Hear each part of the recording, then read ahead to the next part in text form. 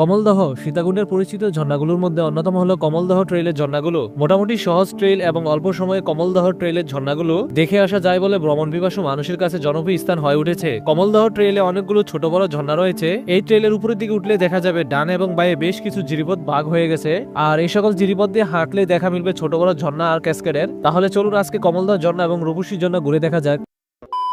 রূপসী ঝর্ণা বা কমলদহ যাওয়ার জন্য আপনাকে সর্বপ্রথম আসতে হবে বড় দ্বারকার হাট। আর বড় দ্বারকা হাটের ডান পাশেই রয়েছে ইটের খোলা। ইটের খোলাকে ফলো করে যদি আমরা সামনের দিকে হাঁটতে থাকি তাহলে 5 মিনিটের মধ্যেই পেয়ে যাবো ঝর্ণা যাওয়ার রাস্তা। মেইন রোড থেকে গ্রামীণ রাস্তা দিয়ে 15 থেকে 20 মিনিটের মতো হাঁটলেই পেয়ে যাবেন রেল ক্রসিং। মূলত রেল ক্রসিং এর পর থেকেই শুরু হয় ঝর্ণা যাওয়ার রাস্তা।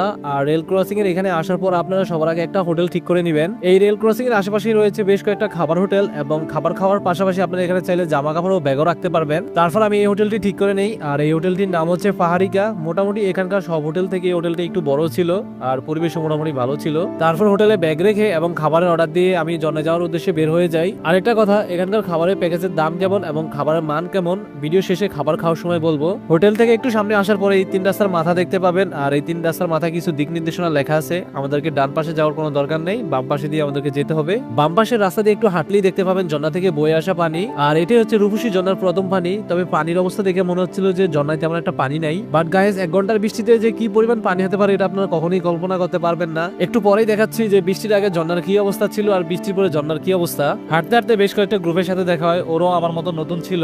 তারপর আমরা একসাথে হাঁটতে থাকি। আর একটা মজার বিষয় হলো যে রূপসী ঝর্ণার ট্রেকিং ফটটা কিন্তু অত কঠিন না, একেবারে ইজি। চাইলে ছোট বড় যে কেউ রূপসী ঝর্ণায় যেতে পারে। তবে কমলদহ ঝর্ণার ক্ষেত্রে একটু পার্থক্য আছে। কমলদহ ঝর্ণার প্রথম কয়েকটা ধাপ মোটামুটি কঠিন, তবে যারা ট্রেকিং করতে ভালোবাসে তাদের কাছে এটা কোনো কঠিনই মনে হবে না। অবশেষে আমরা হাঁটতে হাঁটতে চলে আসি রূপসী ঝর্ণার কাছে, আর এখানে কয়েকজন স্থানীয় ছেলেদেরকে দেখছি ঝর্ণার পানি থেকে চিংড়ি মাছ ধরতেছিল। গাইস এই হচ্ছে রূপসী ঝর্ণার ফাইনাল লুক। যদিও ঝর্ণায় পানি অনেক কম, আসলে টানা কয়েকদিন বৃষ্টি না হওয়ায় ঝর্ণায় পানির পরিমাণ অনেক কমে গেছে।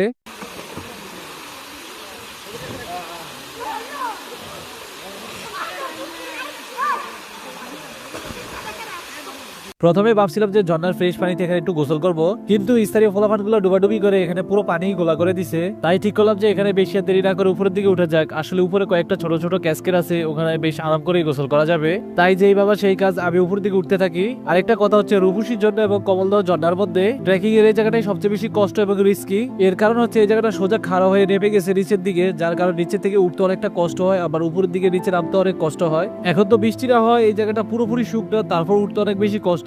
যখন অনেক বেশি বৃষ্টি থাকে বা বৃষ্টি শুরু হয় তখন এই জায়গাতে উঠতে অনেক বেশি রিস্ক হয়ে যায়। তাই সবসময় চেষ্টা করবেন একটু সতর্কতার সাথে উঠতে, যাতে কোনো দুর্ঘটনা না ঘটে। রূপসী ঝর্ণার উপর থেকে নিচের ভিউটা দেখতে একেবারে নিরিবিলি ঠান্ডা লাগে। একটু আগে কিন্তু আমরা ওই নিচেই ছিলাম। ঝর্ণায় যারা ঘুরতে আসবেন তারা দয়া করে এই জায়গাটাকে এড়িয়ে চলবেন বা এখানে কোনো লাফালাফি করবেন না, কারণ এই গর্তে প্রত্যেক বছর 2-1 জন করে মানুষ মারা যায়। উপরে উঠতে উঠতে বৃষ্টি শুরু হয়ে গেছে, ক্যামেরাতে বৃষ্টির ফোঁটাগুলো দেখা যায় কিনা বোঝা যাচ্ছে না। প্রায় 2-3 দিন পর বৃষ্টি হচ্ছে।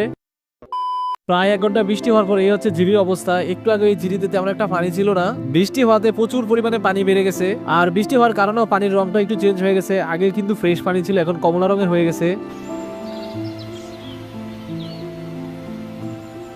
কমলদহ ঝর্ণার উপরে জিরিপথের রাস্তাটা একেবারে সমতল ভূমির রাস্তার মতো, পাহাড় বেয়ে বেয়ে উঠা লাগতেছে না বা কঠিন কোনো ট্রেকিংও করা লাগতেছে না। এই জন্য এই জিরিপথের রাস্তাটা অনেক বেশি ইজি এবং সহজ। তবে এত ইজি আর সহজ ট্রেকিং আমার কাছে একটু ভালো লাগে না। যারা পাহাড়ে উঠতে ভয় পায় তাদের জন্য ঠিক আছে, তবে খোয়াছড়া ঝর্ণার ট্রেকিংটা কিন্তু আমার কাছে বেশ ভালোই লাগে, অনেক রিস্কি মোমেন্ট থাকে। যাই হোক, সবাই মিলে আমরা শুধু হাঁটতেছি আর হাঁটতেছি, কখন যে ঝর্ণায় গিয়ে ফুসবো এর তৃষ্ণা আমরা সবাই ক্লান্ত। আসলে দীর্ঘক্ষণ হাঁটার পর ক্লান্ত শরীর নিয়ে যখন ঝর্ণার নিচে যাবেন না, তখন দেখবেন যে পুরো ক্লান্তই চলে গেছে।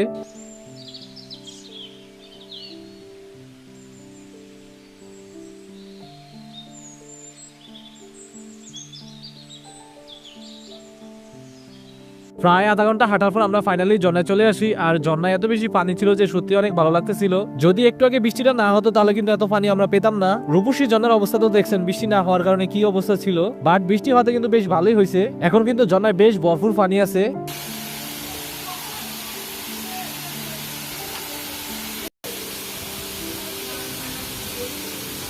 ঝর্ণাতে আসার পর আবারও বৃষ্টি শুরু হয়েছে। আগের মতো ভারী বৃষ্টি দেয়, এখন হালকা হালকা বৃষ্টি হচ্ছে। তবে ওদের অবস্থা দেখে মনে হচ্ছে যে ওরা ভালোই এনজয় করতেছে।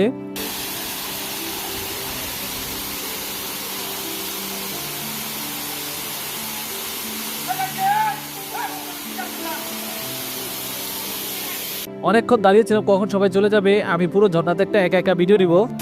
পানি এত বেশি ঠান্ডা ছিল যে ঝর্ণার নিচে বেশিক্ষণ দাঁড়িয়ে থাকা সম্ভব ছিল না। আর ঝর্ণার পানি এত স্পিডে পড়তেছিল যে মনে হচ্ছে যে মাথার উপর কোনো ছোট ছোট পাথর পড়তেছে। কমল দেওয়াতে বেশিক্ষণ দেরি না করে আমি নিচের দিকে রওনা দেই, কারণ একটানা বৃষ্টি হয়েই যাচ্ছিল, বৃষ্টি কোনো থামছে না। নিচে এসে দেখি রূপসী ঝর্ণার অবস্থা পুরাই ভয়ঙ্কর। একটু আগে ওই ঝর্ণাতে পানি ছিল না তেমন একটা, কিন্তু 1 ঘন্টার বৃষ্টিতে পুরাই ভয়ঙ্কর অবস্থা হয়ে গেছে। দাঁড়াও তোমাদেরকে 1 ঘন্টার আগে একটু ভিউটা দেখাই। এই হচ্ছে বৃষ্টি শুরু হওয়ার আগের অবস্থা। ঝর্ণাতে পানি খুবই হালকা ছিল, তবে ফ্রেশ পানি ছিল। যাক, বৃষ্টি হয় ভালো হয়েছে। ঝর্ণায় অল্প পানি থাকলে ভালো লাগে না। ঝর্ণাতে বর্ষার যে একটা ভয়ঙ্কর রূপ থাকে ওরকম ফিল পাওয়া যায় না, বৃষ্টি হওয়াটাতেই কিন্তু সেই একটা ফিল হয়েছে। আমি নিচে নেমে আগে রূপসী ঝর্ণা